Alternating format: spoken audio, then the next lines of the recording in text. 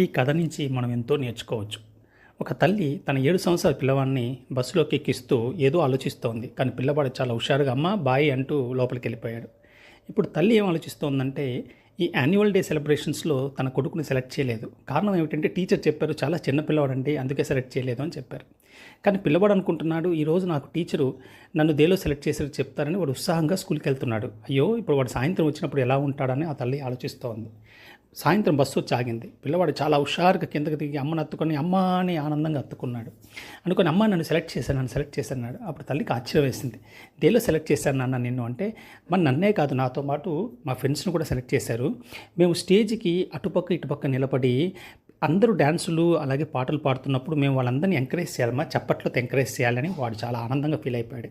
అలాగే మనం కూడా జీవితంలో ఎంతనో చూస్తుంటాం, మంచి మంచి పనులు చేసేవాళ్ళు చూస్తుంటాం. వాళ్ళందరినీ అభినందిస్తూ వాళ్ళకి కృతజ్ఞత చెప్పుకుంటే చాలు.